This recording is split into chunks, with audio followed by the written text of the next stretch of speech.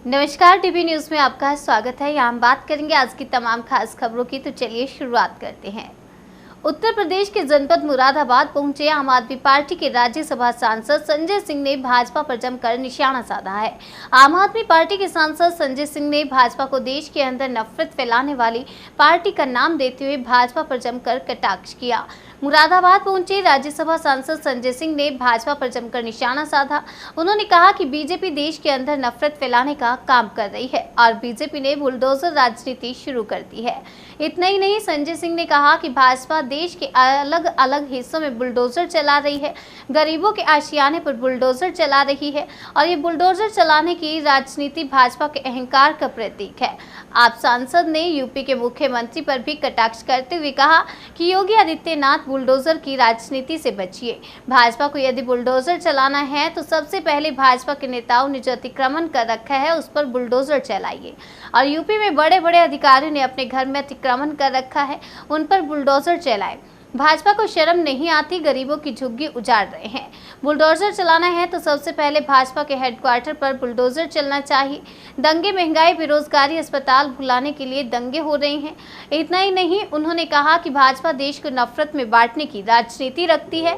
फिर उन्होंने बजरंग दल के लोगों पर निशाना साधते हुए कहा कि बजरंग दल के लोग बलात्कारियों को छुड़ाने पहुंच रहे हैं, बलात्कारियों के साथ खड़े हैं। फिर उन्होंने कहा कि दंगे चाहिए तो भाजपा के साथ चाहिए, स्कूल अस्पताल चाहिए तो आम आदमी पार्टी के साथ आइए।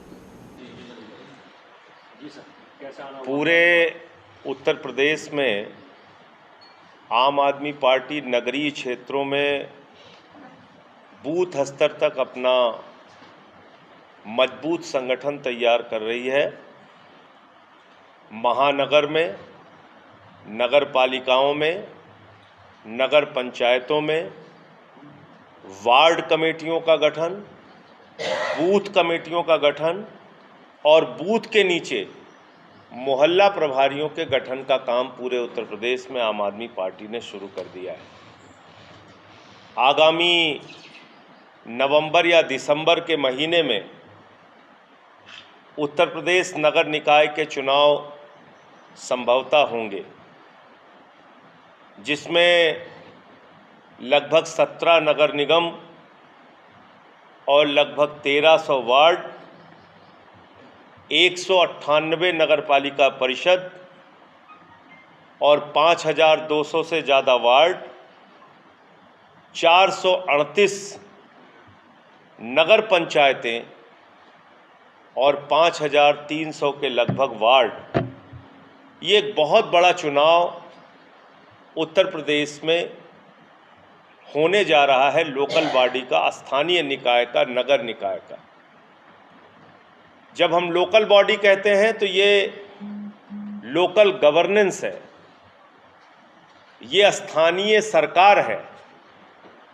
नगर निगम का अपना बजट होता है, नगर निगम अपने स्तर पे शहर की सफाई करा सकता है, लाइट्स लगवा सकता है, सड़कें बनवा सकता है, पानी की व्यवस्था कर सकता है, हाउस टैक्स में राहत दे सकता है। यानी वो तमाम राहत शहर की झुग्गी बस्तियों, मलिन बस्तियों को ठीक कर सकता है। यानी कि शहर की जिंदगी से जुड़ी हुई तमाम सुविधाएं ये इस नगर निगम की और नगर पालिका, नगर पंचायत की सरकार के जिम्मे होता है। तो आम आदमी पार्टी उत्तर प्रदेश की जनता से कहना चाहती है कि एक चुनाव में आपने मोदी जी को मौका दे दिया, एक चुनाव में आपने योगी जी को मौका दे दिया। ये जो तीसरा चुनाव है, जो आपकी अपनी सरकार बननी है, इसमें एक मौका केजरीवाल और आम आदमी पार्टी को दीजिए, यानी कि हमारे मॉडल को दीजिए, जो हमारा दिल्ली का मॉडल है, मोहल्ला क्लिनिक का, शिक्षा का, स्वास्थ्य का, बिजली का, पानी का।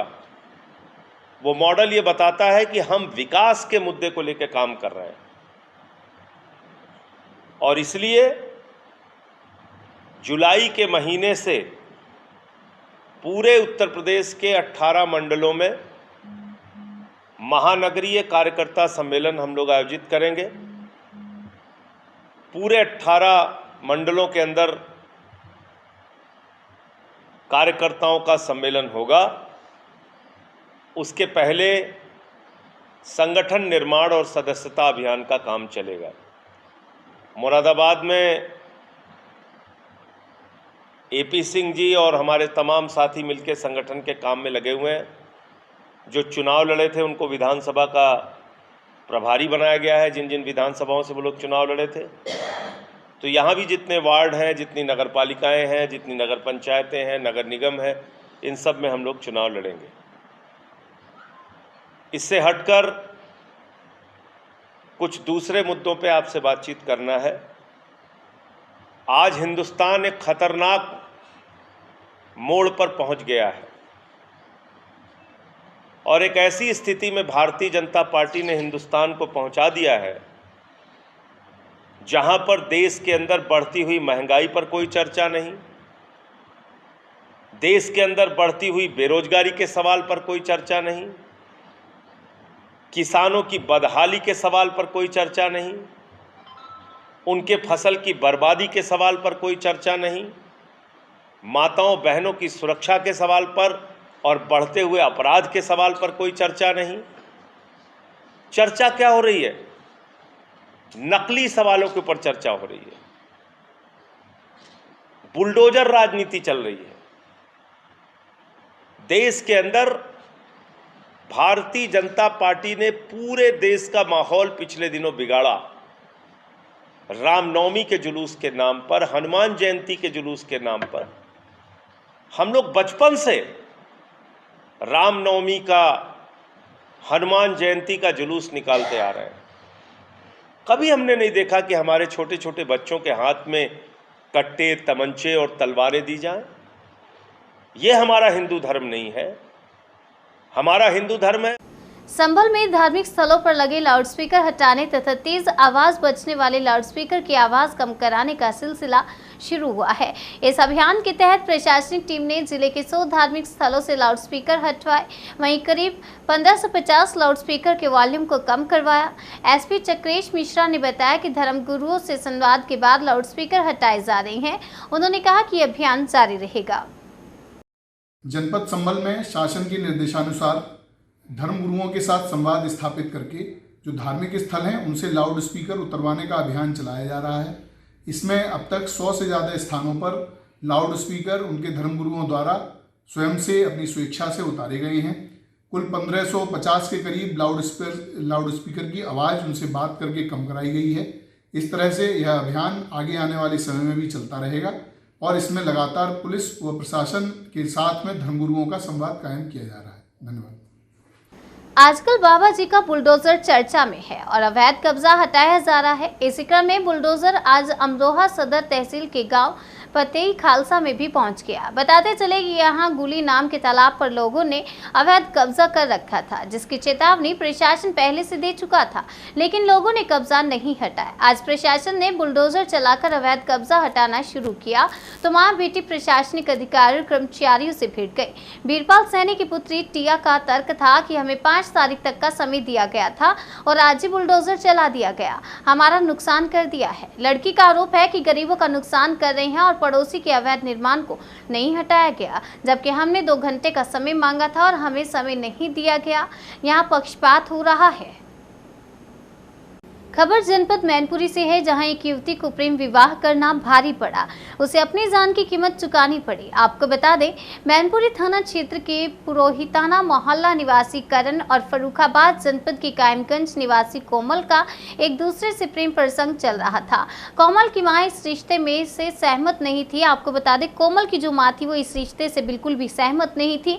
इसी के चलते दोनों की 8 माह पूर्व कोर्ट मैरिज भी हो चुकी थी और इसी 20 अप्रैल को बाकायदा कायमगंज में बारात भी गई थी और दोबारा शादी होकर आई थी, पर लड़की के भाई करण और उसके चाचा इस रिश्ते से सहमत नहीं थे।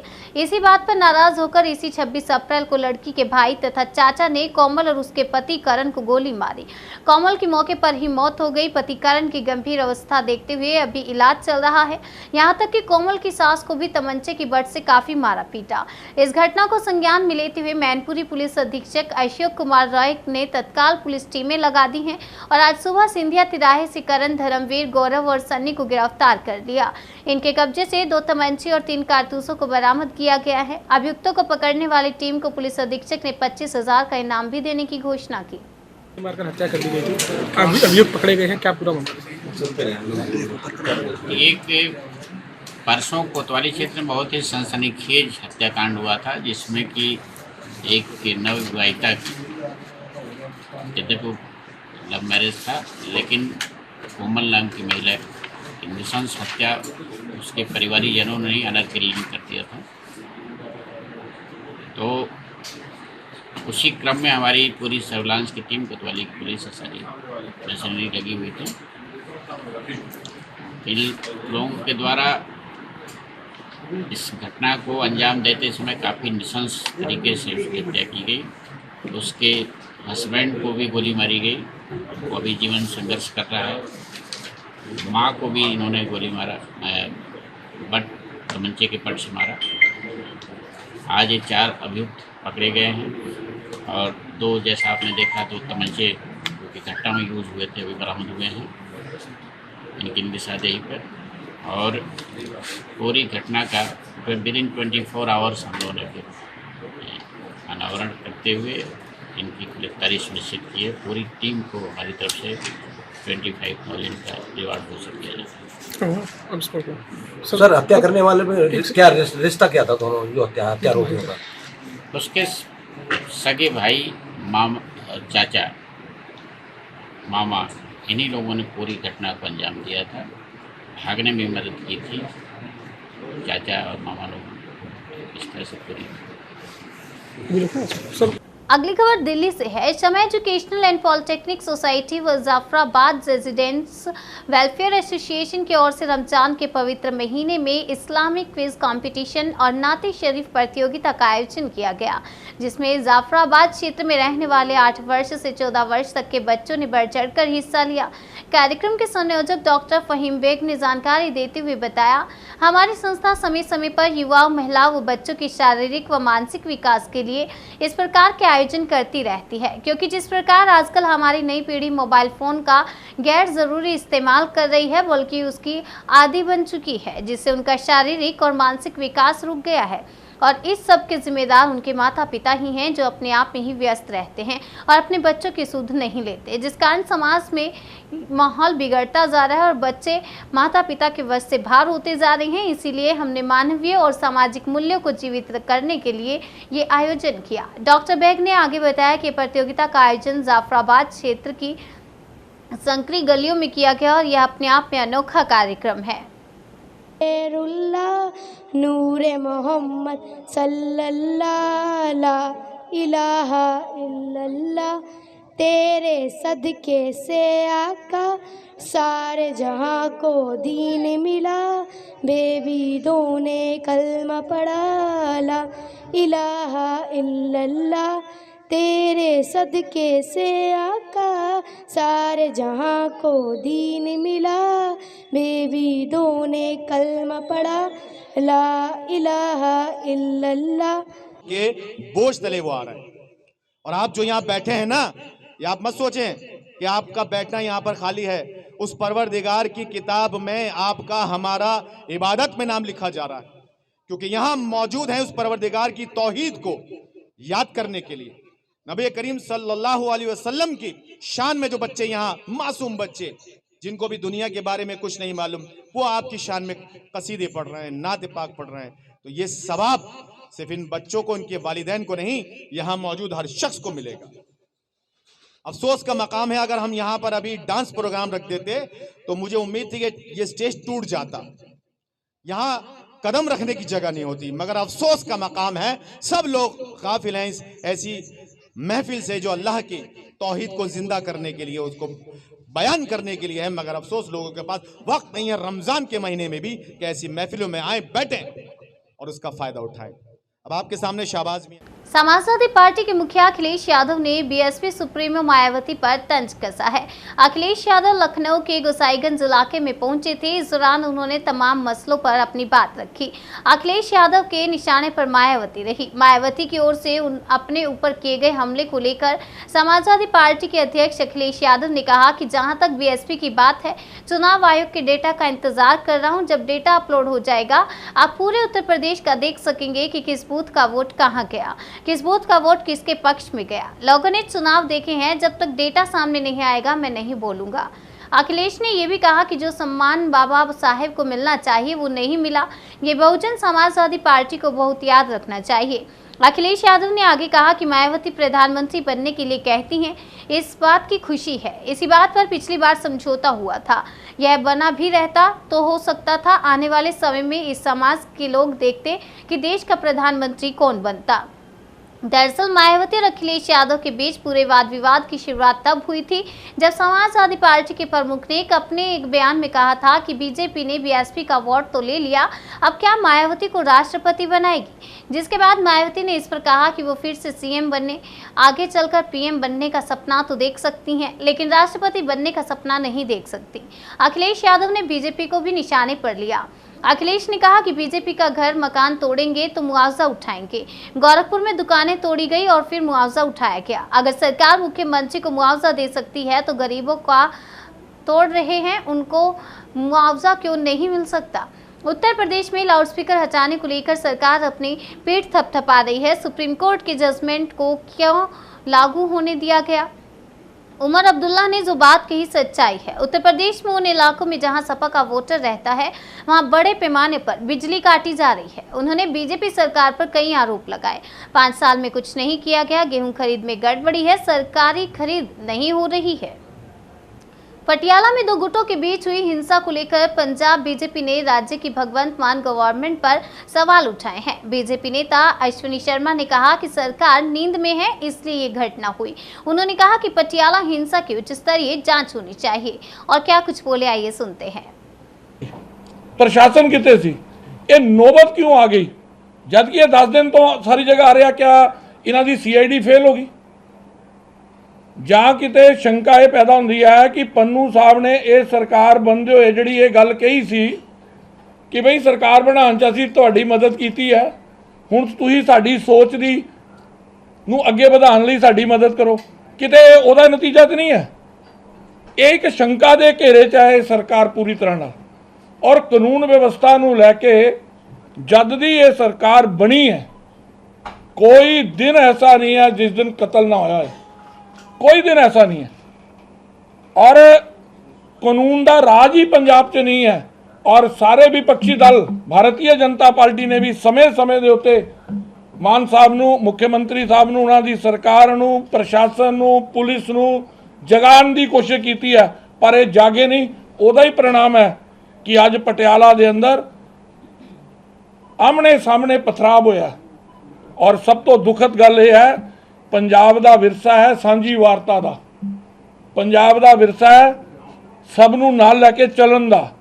अज उन्होंने भी चोट लगी है। उत्थे प्राचीन मंदिर है काली माता जी का, उहदे उत्ते जिस प्रकार दीयां सूचना आ रही हैं कि उहदे उत्ते पथराव होया, वो गेट नूं दे उत्ते तलवारां मारियां गईयां।